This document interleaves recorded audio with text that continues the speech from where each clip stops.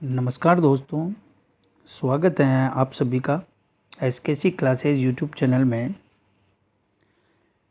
Old questions paper की series में कल हमने देखा था अधिगम टॉपिक, और अधिगम के सभी प्रश्न लगभग पूरे हो गए हैं और इसी प्रकार का पैटर्न्स आपके एग्जाम में रहता है।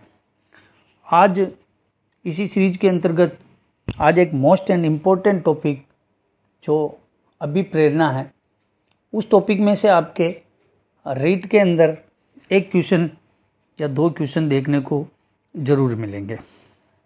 अभिप्रेरणा टॉपिक आपके अधिगम अगर आप सीख रहे हो तो अभिप्रेरणा का अधिगम के अंदर बहुत महत्व है। ठीक है, तो अभिप्रेरणा टॉपिक को अच्छे से कवर करना है। इसमें से बहुत सारे क्वेश्चन बनते हैं और वही क्वेश्चन अपन क्या है कि सबसे ज़्यादा जो गलत होते हैं अभिप्रेरणा से ही क्वेश्चन गलत होते हैं। क्यों होते हैं? क्योंकि अभिप्रेरणा को अपन ने अच्छे से सीखा नहीं है। तो आज अपन अभिप्रेरणा के जितने भी पुराने क्वेश्चन पेपर में आए हुए प्रश्न हैं उन सबको देखेंगे, जिनसे आप सबको एक इंसाइट मिलेगी कि किस प्रकार का परीक्षा पैटर्न होता है और कैसे क्वेश्चन एग्जाम में पूछे जाते हैं, किस प्रकार से घुमाए जाते हैं। ठीक है, तो आज आपको अभिप्रेरणा से रिलेटेड सारे क्वेश्चंस करवाऊंगा। इस एक कक्षा के अंदर अभिप्रेरणा टॉपिक पूरा कंप्लीट हो जाएगा। 30 क्वेश्चन है जिसके अंदर अभिप्रेरणा पूरी कंप्लीट हो जाएगी। तब तक आप सभी एक बार हमारे चैनल पर सब्सक्राइब जरूर कर दो और क्लास को शुरू करने से पहले क्लास को एक बार लाइक जरूर करें।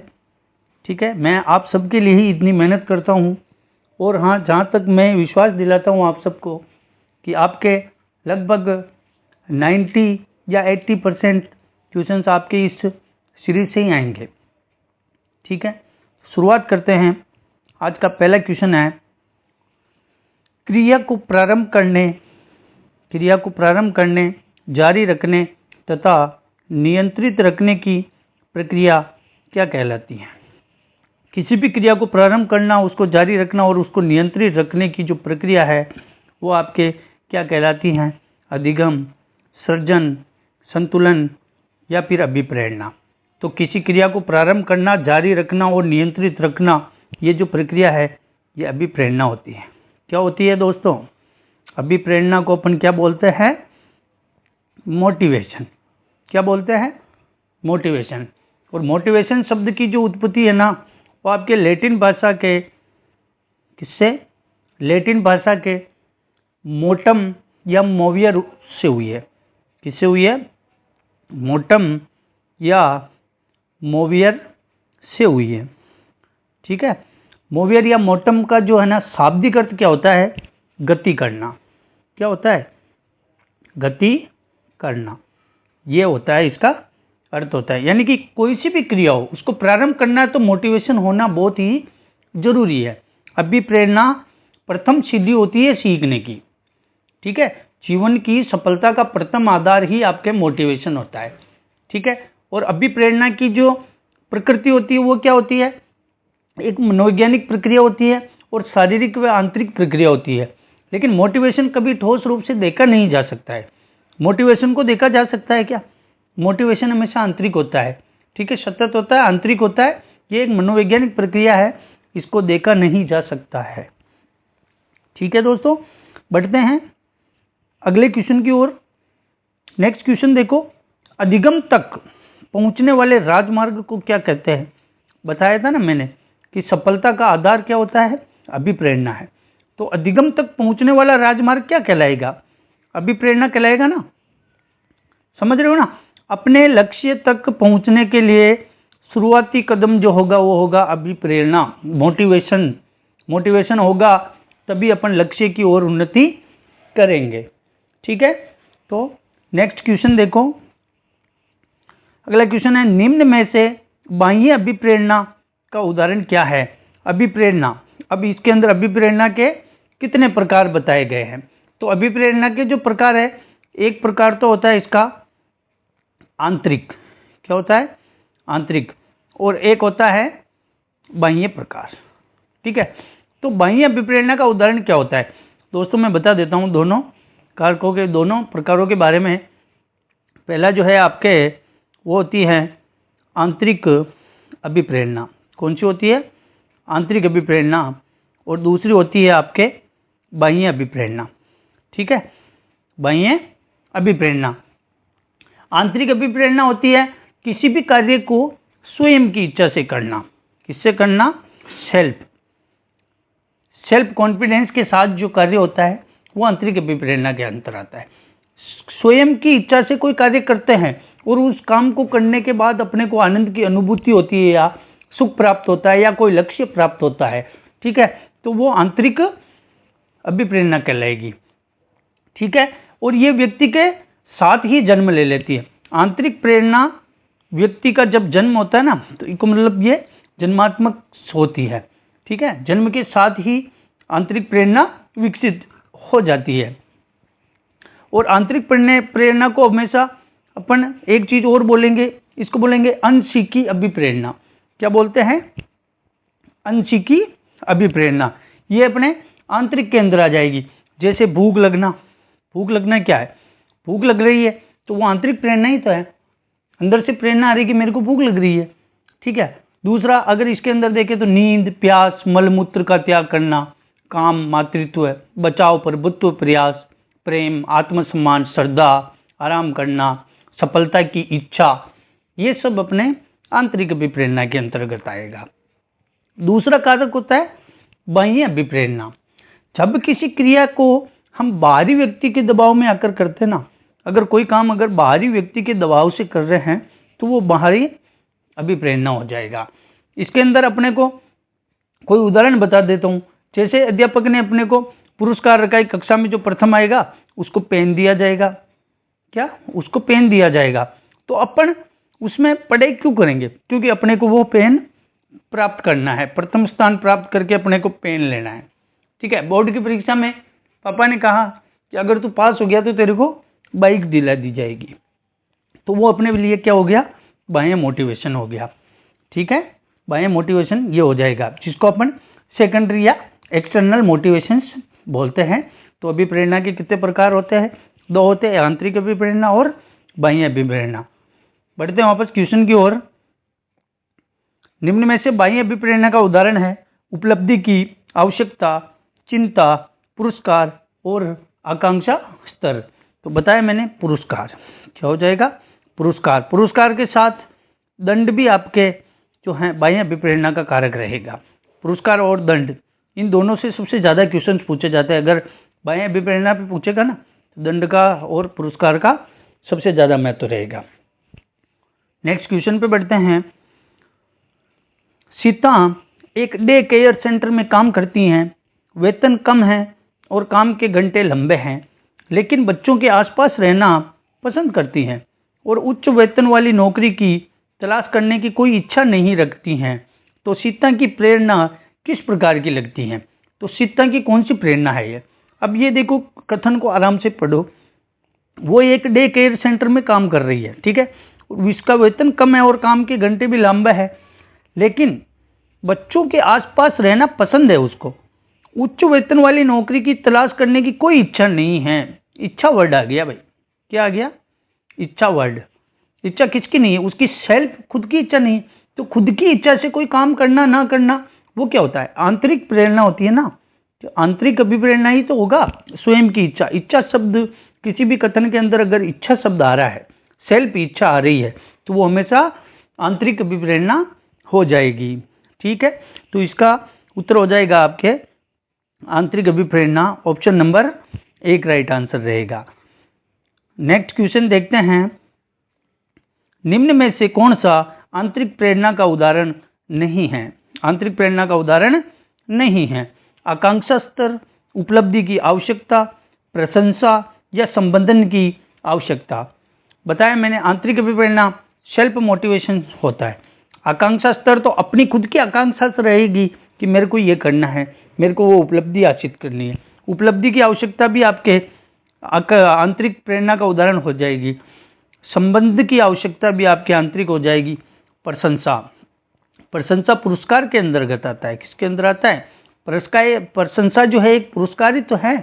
क्या है? पुरस्कार ही प्रशंसा करेगा।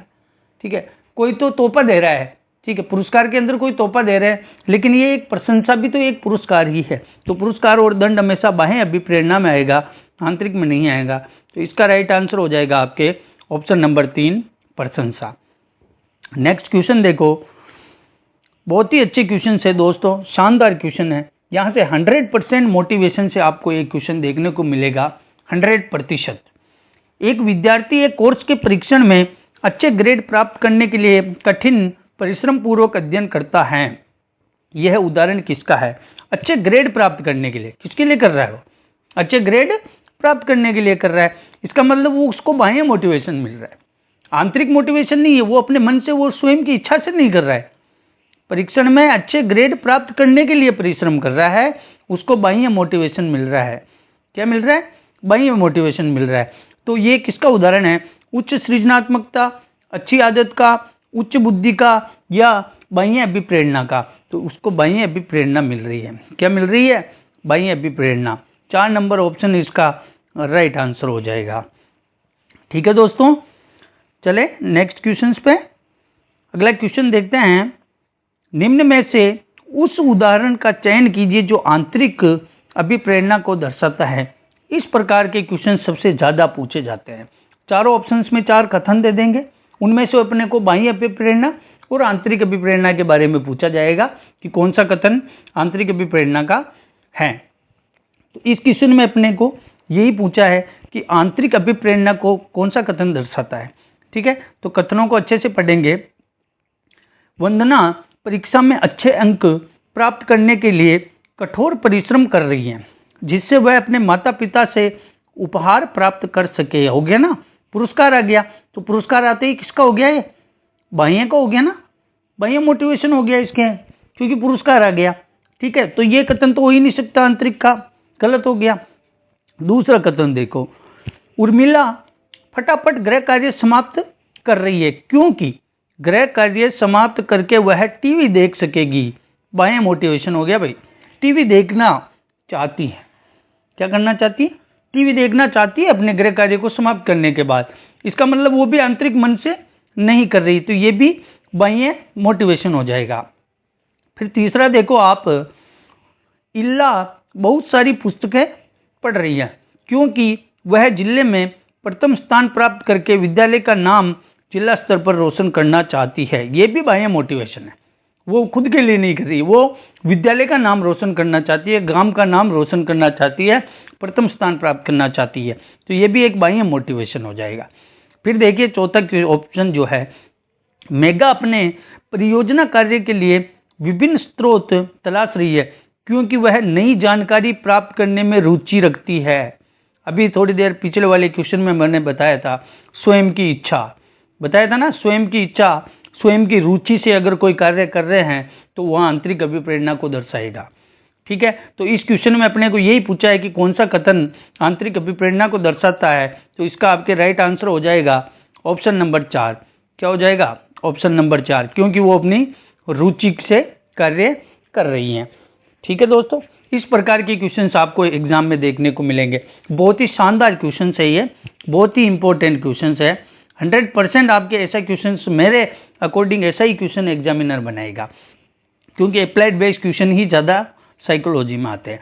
नेक्स्ट क्वेश्चन देखो, अभिप्रेरणात्मक चक्र के सही क्रम का चयन कीजिए। अभिप्रेरणात्मक चक्र के सही क्रम का चयन कीजिए। कौन सा क्रम इसके अंदर सही होगा तो उसको देखते हैं अपन। तो आवश्यकता, चालक, पुरस्कार, प्रोत्साहन, फिर होगा चालक, आवश्यकता, पुरस्कार और प्रोत्साहन। उसके बाद में होगा चालक, आवश्यकता, प्रोत्साहन और पुरस्कार। तो चारों ऑप्शन में से कौन सा सही हो जाएगा? तो देखते हैं, इसको भी अच्छे से याद कर लेते हैं। सबसे पहले क्या होता है देखो मैं बताता हूं। अभिप्रेरणा का जो चक्र होता है उसके अंदर सबसे पहला तत्व आता है नीड। क्या आता है? नीड, जिसको अपन बोलते हैं आवश्यकता। क्या बोलते हैं? आवश्यकता। ठीक है, और दूसरा आता है इसके अंदर ड्राइव। क्या आता है? ड्राइव, जिसको अपन क्या बोलते हैं? चालक। क्या बोलते हैं? चालक बोलते हैं। फिर तीसरा इसके अंदर आता है इंसेंटिव। क्या आता है? इंसेंटिव। ठीक है, इंसेंटिव, जिसको अपन क्या बोलते हैं, प्रोत्साहन। क्या बोलते हैं, प्रोत्साहन। और चौथा आता है इसके अंदर लक्ष्य की प्राप्ति करना, यानी कि गोल। क्या आ जाएगा, गोल, लक्ष्य प्राप्ति। ठीक है। मोटिवेशन जो है इसका जो कारक है, पहला है इसके अंदर आवश्यक, इसके अंदर चक्र में आवश्यकता, नीड, किसी चीज की आवश्यकता होगी। अगर अपने को किसी चीज की आवश्यकता है तभी तो काम करेंगे। क्यों, किसी लक्ष्य तक पहुंचना है, वो लक्ष्य प्राप्त करना अपनी आवश्यकता है, तो वो आवश्यकता सबसे प्रथम संबंध होता है अभिप्रेरणा का, आवश्यकता। ऑप्शन की तरफ चलते हैं अपन वापस, तो सबसे पहले इसके अंदर आवश्यकता आएगा। आवश्यकता ए ऑप्शन में भी है और आवश्यकता तीसरे ऑप्शन में भी है। फिर देखते हैं आवश्यकता के बाद में अपने पास क्या आया था, चालक। तो आवश्यकता के बाद में चालक इसमें भी है।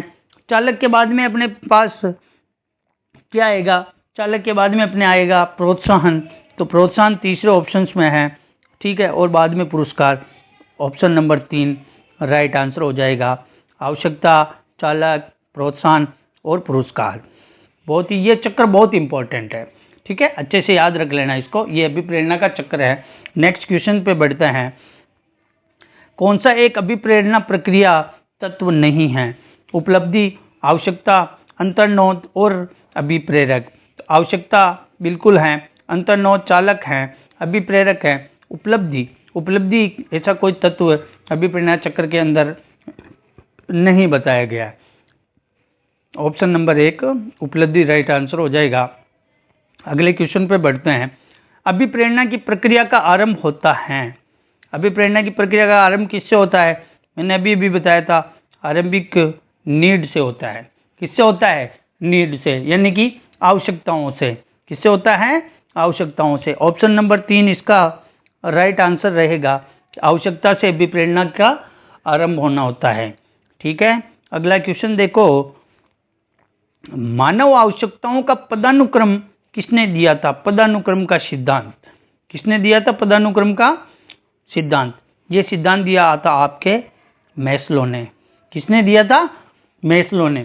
पदानुक्रम का सिद्धांत मैस्लो ने दिया था। और मैस्लो ने जो है सिद्धांत दिया था उसके अंदर इसने मानव की 5 मुख्य आवश्यकताएं बताई थी। कितनी बताई थी, 5 मुख्य आवश्यकताएं बताई थी, जिनमें अगर अपन देखते हैं तो बताता हूं मैं आपको। मैस्लो का जो पिरामिड है वो इस प्रकार का पिरामिड है। ठीक है, इस प्रकार का पिरामिड है, जिसके अंदर 1, 2, 3 और ये सर्वोच्च होती है। तो पहली जो उन्होंने बताई थी वो शारीरिक आवश्यकता बताई थी। क्या बताई थी, शारीरिक आवश्यकता पहला बताया था। दूसरा बताया था उन्हें सुरक्षा की आवश्यकता। क्या बताया था, सुरक्षा की आवश्यकता। ठीक है। और तीसरी सीढ़ी जो उसने बताई थी वो थी सामाजिक आवश्यकता। क्या बताई थी, सामाजिक आवश्यकता। और ये चौथी जो उसने बताई थी, ये चौथी थी उसकी स्टीम नीड, जिसको अपन बोलेंगे सम्मान पाने की अवस्था। क्या बताया था, सम्मान की अवस्था। और सबसे ऊपर सर्वोच्च जो होती है वो होती है आत्मसिद्धि। क्या होती है, आत्मसिद्धि। ठीक है, ये 5 आवश्यकताएं बताई है मानव की। ठीक है, पदानुक्रम सिद्धांत के अंदर मैस्लो ने। सबसे प्रथम जो होता है उसने बताया था कि शारीरिक आवश्यकता, जैसे पानी, खाना पीना, ये सब शारीरिक आवश्यकता सबसे प्रारंभिक अवस्था होती है। ठीक है। और सबसे सर्वोच्च जो बताई थी वो आत्मसिद्धि की अवस्था थी। ठीक है, ये दोनों अच्छे से याद रख लेंगे ना। प्रथम जो थी शारीरिक आवश्यकता थी और सर्वोच्च जो थी वो आत्मसिद्धि की आवश्यकता थी। बढ़ते हैं क्वेश्चन की ओर। मानव आवश्यकताओं का पदानुक्रम मैस्लो ने दिया था। नेक्स्ट क्वेश्चन देखते हैं। मैस्लो के अनुसार सबसे पहले आवश्यकता आती है, अभी जस्ट बताया था, कौन सी आवश्यकता आती है, शारीरिक आवश्यकता आती है। शारीरिक आती है तो शारीरिक को अपन दैहिक आवश्यकता भी बोला जाता है। क्या बोला जाता है, दैविक आवश्यकता, फिजिकल नीड होती है। ठीक है। नेक्स्ट क्वेश्चन, मैस्लो के अभिप्रेरणा सिद्धांत को कहा जाता है, मैस्लो के अभिप्रेरणात्मक सिद्धांत को क्या कहा जाता है, आवश्यकता पदानुक्रम सिद्धांत, शारीरिक सिद्धांत, दृढ़ इच्छा शक्ति सिद्धांत या अंतर्नोद का सिद्धांत। तो अभिप्रेरणा सिद्धांत जो मैस्लो का है उसको आवश्यकता पदानुक्रम का सिद्धांत बोला जाता है। Option number 1 is right answer हो जाएगा। ठीक है, नेक्स्ट क्वेश्चन पे बढ़ते हैं। निम्न में से कौन सा जैविक अभिप्रेरक नहीं है? जैविक अभिप्रेरक, ठीक है, वो नहीं है। भूख, प्यास, लैंगिक अंतर्नोद और हो जाएगा जिज्ञासा। तो जैविक अभिप्रेरक होता है आपके जो जन्म के साथ ही उत्पन्न हो जाता है। किसके साथ? जन्म के साथ ही जो प्रेरक उत्पन्न होते हैं वो जैविक उत्प्रेरक कहलाते हैं। और इसके अंदर जन्म के साथ भूख पैदा होती है, प्यास होती है, लैंगिक अंतर्नोद होता है, काम प्रवृत्ति बोलते हैं जिसको अपन। ठीक है, फिर आती है जिज्ञासा। जिज्ञासा जन्म के साथ प्राप्त नहीं होती है दोस्तों। ठीक है, जिज्ञासा स्वैच्छिक होती है, ये जैविक अभिप्रेरक में नहीं आएगा। ठीक है, तो ऑप्शन 4 राइट आंसर हो जाएगा। नेक्स्ट क्वेश्चन देखो, निम्न में से कौन सा जन्मजात अभिप्रेरक का उदाहरण है? जन्मजात अभिप्रेरक का उदाहरण कौन सा है? विश्राम, पुरस्कार, दंड या फिर कोई नहीं। तो पुरस्कार जन्मजात नहीं होता है, ये दंड भी जन्मजात नहीं होता है। विश्राम करना बिल्कुल जन्मजात प्रक्रिया है। विश्राम करना क्या है? जन्मजात प्रक्रिया है। ऑप्शन नंबर 1 आपके राइट आंसर हो जाएगा, विश्राम करना। ठीक है, समझ में आ रहा है ना? हाँ, अगर कोई चीज़ अगर समझ में नहीं आती है तो आप कमेंट करके जरूर बताना, तो मैं अगली क्लास में आपको जरूर समझा दूंगा। ठीक है ना? नेक्स्ट क्वेश्चन देखो, स्नेह प्राप्त करने की इच्छा अभिप्रेरणा के संदर्भ में क्या है? स्नेह प्राप्त करना क्या है? स्नेह, स्वयं आप चाहते हो कि मुझे प्रेम की प्राप्ति हो।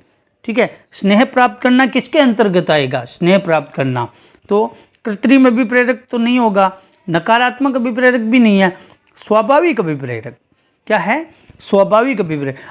अपना स्वभाव ही यही ऐसा ही है कि अपने को स्नेह प्राप्त करने की इच्छा है। प्रत्येक मानव चाहता है, प्रत्येक व्यक्ति चाहता है कि मुझे प्रेम मिले, प्रेम पाने की इच्छा सबको होती ना। तो ये एक स्वाभाविक अभिप्रेरक है। क्या है? स्वाभाविक अभिप्रेरक हो जाएगा। ऑप्शन नंबर 3 इसका राइट आंसर रहेगा। नेक्स्ट क्वेश्चन देखो, सभी क्वेश्चंस पुराने एग्जाम पेपर में आए हुए क्वेश्चन ही है ये। ठीक है दोस्तों, अगर आपने मेरे चैनल को सब्सक्राइब नहीं किया तो जरूर सब्सक्राइब जरूर करें, ताकि आने वाली क्लास का नोटिफिकेशन आपको प्राप्त हो। ठीक है दोस्तों, मैं ये इतनी मेहनत सब कुछ आपके लिए ही कर रहा हूँ। पुराने सभी पेपर्स को टटोल के मैं इतने अच्छे अच्छे क्वेश्चंस उठा के लेके आता हूँ, सारे पेपरों का विश्लेषण करता हूँ, उसके बाद में मैं PDF बना के आपके लिए लेके आता हूँ। ठीक है, अगर आप सबको हमारी सारी PDF चाहिए तो हमारे टेलीग्राम चैनल पे आपको निःशुल्क मिल जाएगी। इनकी कोई शुल्क निर्धारित नहीं है, निःशुल्क सारी PDF आपको हमारे टेलीग्राम चैनल्स के अंदर मिल जाएगी, जिसका नाम है, टेलीग्राम चैनल का नाम है आपको SKC क्लास। ठीक है, SKC क्लास सर्च करके आप वहाँ से सारी PDF निःशुल्क डाउनलोड कर सकते हो। ठीक है, नेक्स्ट क्वेश्चन ये है कि मैस्लो के सिद्धांत में अभिकल्पित उच्चतम आवश्यकता, अभी बताया था मैंने वो पिरामिड मैस्लो का, उच्चतम ऊपर कौन सी आवश्यकता थी? आत्म सिद्धि की आवश्यकता थी। कौन सी थी? आत्म सिद्धि प्राप्त करना चाहता है व्यक्ति। मैस्लो के सिद्धांत के अनुसार उच्चतम आवश्यकता आत्म सिद्धि हो जाएगा। ऑप्शन नंबर 3 राइट आंसर हो जाएगा। नेक्स्ट क्वेश्चन देखो, अगला क्वेश्चन, निम्न में से कौन सा जन्मजात अभिप्रेरक नहीं है? जन्मजात, जन्म से ही अपने साथ में होता है, वो अभिप्रेरक कौन सा नहीं है? निद्रा, तो नींद तो जन्मजात होती है। आकांक्षा, प्यास वापस जन्मजात हो रही है। भूख जन्मजात हो रही, आकांक्षा जन्मजात नहीं होती है, आकांक्षा स्वाभाविक होती है। ठीक है, क्या हो जाएगा इसका आंसर? ऑप्शन नंबर 2 आकांक्षा हो जाएगा, क्योंकि ये जन्मजात अभिप्रेरक नहीं है। ठीक है, अगला क्वेश्चन बढ़ते हैं नेक्स्ट क्वेश्चन की ओर। मैस्लो द्वारा दिया गया प्रेरकों का वर्गीकरण है। मैस्लो ने कितने प्रकार के प्रेरक बताए थे? मैस्लो ने 2 प्रकार के प्रेरक बताए थे। कितने बताए थे? 2 प्रकार के प्रेरक मैस्लो ने बताए थे। कौन कौन से हैं देखते हैं। ऑप्शन पहला है जैविक एवं जन्मजात। तो जैविक और जन्मजात तो दोनों एक ही चीज हो गई। सामाजिक और कृत्रिम में ऐसा कुछ नहीं बताया था, दोनों सेम है। जन्मजात और स्वाभाविक ये भी नहीं था, एक तो बताया था उसने जन्मजात, दूसरा बताया था अर्जित। क्या बताया था? जन्मजात और अर्जित अभिप्रेरक मैस्लो ने बताए थे। ऑप्शन नंबर 4 इसका राइट आंसर रहेगा। ठीक है, मैस्लो के द्वारा 2 प्रेरक बताए गए थे, पहला तो था जन्मजात और दूसरा था अर्जित प्रेरक। ठीक है, नेक्स्ट बढ़े अगले क्वेश्चन पे। देखो, परिवेश की वस्तु जिसे प्राणी प्राप्त करने का प्रयास करता है उसे क्या कहते हैं? परिवेश की कोई वस्तु है जिसे प्राणी प्राप्त करने का प्रयास कर रहा है तो उसे अपन क्या कहेंगे? क्या कहेंगे उसे? प्रबलन, प्रेरक, उद्दीपक या प्रलोभन? तो प्राणी प्राप्त करने का प्रयास कर रहा है तो वो अपने लिए प्रेरक हो जाएगा। क्या हो जाएगा? अपने लिए प्रेरक हो जाएगा। ठीक है, 2 नंबर ऑप्शन राइट आंसर रहेगा, प्रेरक। नेक्स्ट क्वेश्चन देखो, मैस्लो की आवश्यकताओं के पदानुक्रम में शामिल नहीं है। क्या नहीं है? दैहिक आवश्यकता मैस्लो ने बताई थी, व्यक्तिवाद एवं समूहवाद ऐसा तो कुछ नहीं बताया था पदानुक्रम सिद्धांत। स्नेह एवं संबंधता बिल्कुल बताया था, आत्मसिद्धि ये भी बताया था। तो इसका जो राइट आंसर होगा आपके व्यक्तिवाद एवं समूहवाद, ऑप्शन नंबर 2 राइट आंसर रहेगा। ठीक है, नेक्स्ट क्वेश्चन पे चलते हैं। अभिप्रेरणा पर किस कारक का प्रभाव नहीं पड़ता है? किसका नहीं पड़ता है? आवश्यकता का, बिल्कुल आवश्यकता का प्रभाव अब मोटिवेशन पर पड़ता है। वातावरण का बहुत प्रभाव पड़ता है। जन्मजात का प्रभाव तो शुरू से ही रहता है। भौतिक संरचना, भौतिक संरचना का अभिप्रेरणा पर कोई प्रभाव नहीं पड़ता है। ठीक है, अभिप्रेरणा पर भौतिक संरचना का कोई प्रभाव नहीं पड़ता है। ऑप्शन नंबर 4 इसका राइट आंसर रहेगा। नेक्स्ट क्वेश्चन पे बढ़ते हैं। मूल प्रवृत्तियां कैसी होती हैं? मूल प्रवृत्तियां कैसी होती हैं? मूल प्रवृत्तियां हमेशा जन्मजात होती हैं। कैसी होती है मूल प्रवृत्तियां? जन्मजात होती हैं। ठीक है, इसका ऑप्शन 1 राइट आंसर रहेगा। मूल प्रवृत्तियां जन्मजात होती है। मूल प्रवृत्तियां कभी अर्जित नहीं होती है। मूल प्रवृत्तियां क्या होती है? जैसे भूख लगना, प्यास लगना, ठीक है, नींद आना, काम प्रवृत्ति, ये सब जो अपने हैं मूल प्रवृत्तियां होती है और ये हमेशा जन्मजात होती है। ठीक है, बढ़े अगले क्वेश्चन पे। नेक्स्ट क्वेश्चन देखो, सीखने की प्रक्रिया में अभिप्रेरणा क्या है? क्या है? ऑप्शन देखते हैं। शिक्षार्थियों में सीखने के प्रति रुचि का विकास करती है। बिल्कुल रुचि का विकास करती है अभिप्रेरणा, यह कथन राइट है। नेक्स्ट वाला कथन देखते हैं।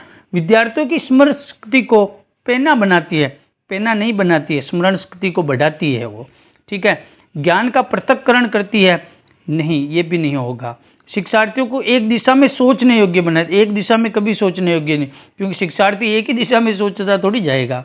ठीक है, तो अभिप्रेरणा जो है ऑप्शन नंबर 1 शिक्षार्थियों में सीखने के प्रति रुचि का विकास करती है। ठीक है, ऑप्शन 1 राइट आंसर रहेगा। नेक्स्ट क्वेश्चन देखो, अभिप्रेरणा वह शारीरिक व मनोवैज्ञानिक दशा है जो किसी कार्य को करने के लिए प्रेरित करती है। यह कथन किसका है? यह एग्जाम फर्स्ट ग्रेड में पूछा गया क्वेश्चन है। इसके अंदर फर्स्ट ग्रेड एग्जाम के अंदर भी पूछा गया क्वेश्चन है।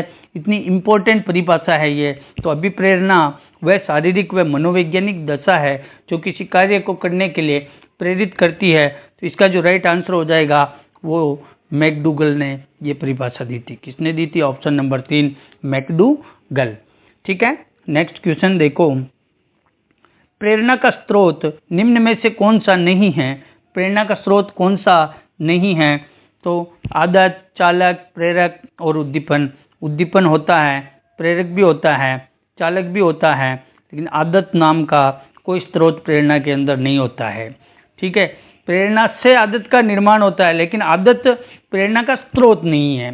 ठीक है, ऑप्शन नंबर 1 राइट आंसर हो जाएगा। नेक्स्ट क्वेश्चन देखो, निम्न में से सामाजिक प्रेरक हैं। सामाजिक प्रेरक सुख, नींद, क्रोध और आत्मगौरव। तो क्या हो जाएगा? आत्मगौरव। ऑप्शन नंबर 4 राइट आंसर हो जाएगा। नेक्स्ट क्वेश्चन देखो, आत्मगत अनुभूति पर बल किस मनोवैज्ञानिक ने दिया था?